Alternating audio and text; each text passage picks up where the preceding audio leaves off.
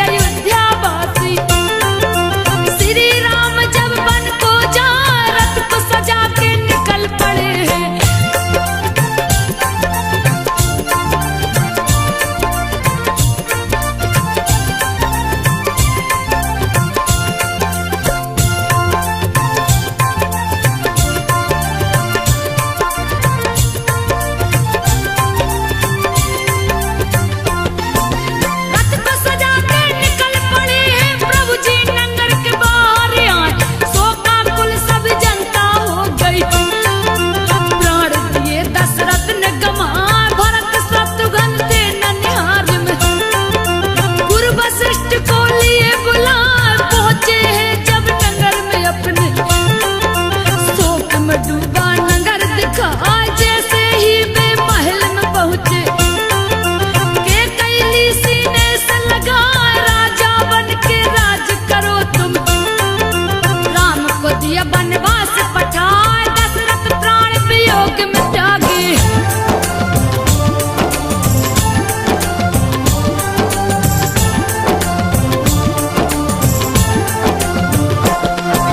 दशरथ प्राण वियोग में त्यागे, सारी बात रहे बतलाए, तेरे लिए ही मांगी गद्दी, तूने सिकंदर राज चला, व्याकुल होकर भरत गिरे हैं। कई को कुछ समझ न आया, तड़प के बोले माँ को अपने, रे पापनी क्या दिया कराए, सारे कुल का नाश कर दिया।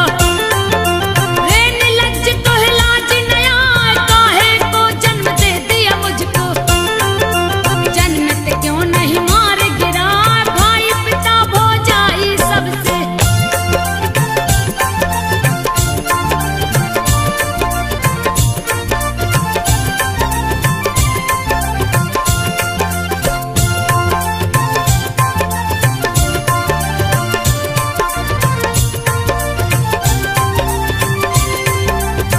भाई पिता भौजाई सबसे तूने दिया मुझे है बिछड़ा, जीभ क्यों नहीं गिर गए तेरे, जब मांगी वरदान को जाए अपने मुंह को करके काला, जाए आंखों से दूर हो जाए सज धज के है कपड़ा आई। देख शत्रुघ्न गए किसे आए, क्रोध में आके वे कुपड़ा पे, कस के मुक्का दिए चला, मोह के बाल धरती पे गिर गई। बुरा करे वो बुरा फल पाए, जाके मिले कौशल्या माँ से।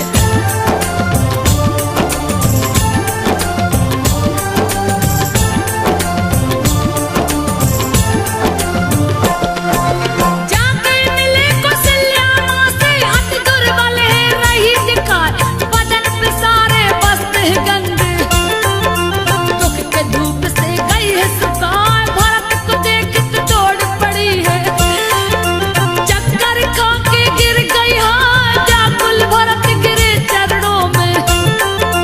पूछ बैठे माता से जाए, लक्ष्मण कहाँ है राम कहाँ है, पिता कहाँ है दो बतलाए, कहाँ है मेरी सीता माता, कोई नहीं है रहा दिखा, बांझ क्यों नहीं हुई है के गई।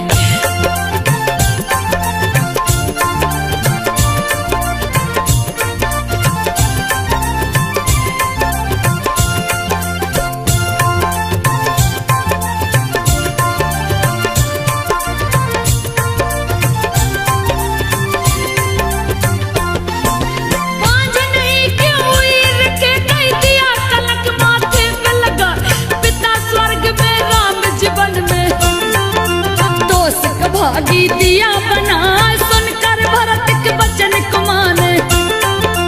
उठ के लिया सीने से लगा, आंखों से आंसू लग बहने, रोकने से भी रुक नहीं पा, शत्रुघ्न भी हृदय लगा के, गोद में अपने लिया बिठाए, गुरु वशिष्ठ भी समझाए हैं, होनी को कोई टाल न पाए, क्रिया कर्म करता है पिता का।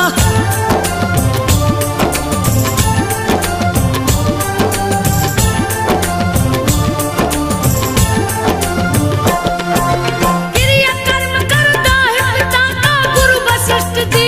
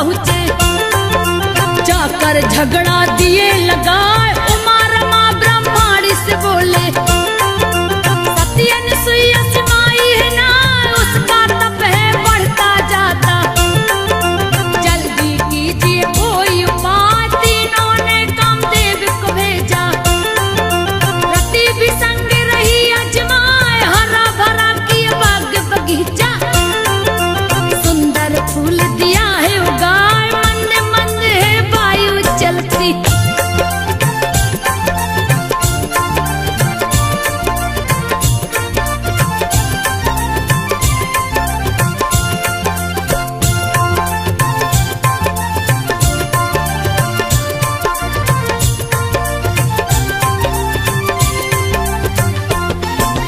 मंद मंद है वायु चलती, ऐसा दृश्य न देखा जाए, पशु पक्षी सब कलरव करते, भौरा कली में रहे मंडराए, मौसम को सुंदर है बनाया, जिसका वर्णन किया न जाए, बड़ी सुहावन बना दिया है, रति क्रिया को जी ललचाए, अनसुईया निकली है घूमने, मेनका उसको रही दिखाए, पति सुख की बातें करती, सती के सत्य को रही डिगाए, मेरे पति तो तीरथ गए हैं।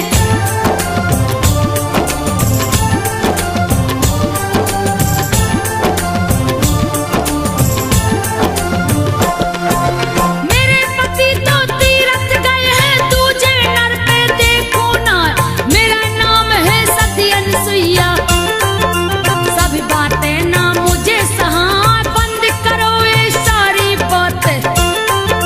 अनसुईया जी रही समझा, फिर भी मैंने कहे कि न मानी, उसके अंग को रही सजा, बहुत अप्सरा पास में आ गई, नाचे गाए खुशी मनाए, बहकी बहकी बातें करती, अनसुईया को रही डिगाए, कामदेव चल छल करने को।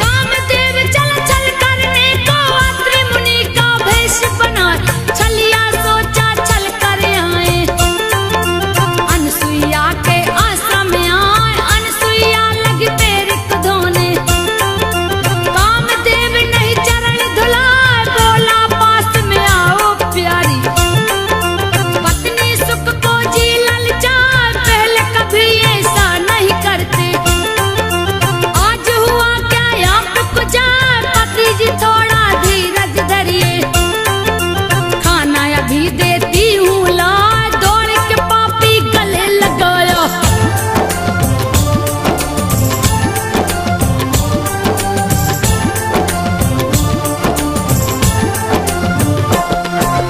दौड़ के पापी गले लगाया, अनसुईया अपने को बचाए, अपने तप से सती ने देखा, मेरा पति नहीं है हाय, कामदेव ने रूप बनाकर मुझको छलने गया है, यार क्रोध के मारे लाल हो गई, गंगा जल को हाथ उठाए, जैसे ही श्राप वो देना चाही, कामदेव गया डर से पराए, भागा अपनी जान बचाकर, जान के लाले पड़ गए हाय, सती का सत्य भारी पड़ा उस पे।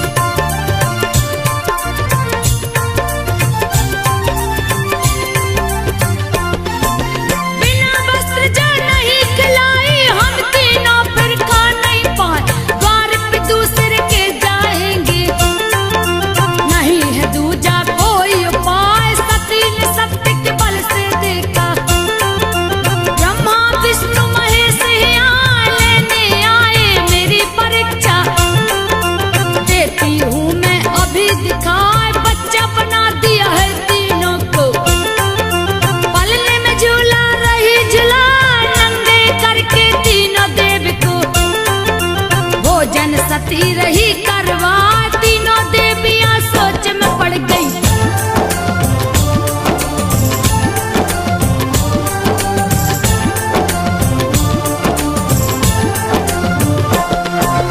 तीनों देवियां सोच में पड़ गई, कैसी आफत आ गई यार, हाथ जोड़ जाए अनसुईया को। मेरे पति दो बड़ा करा, तीनों अपने रूप में आ गए। अनसुईया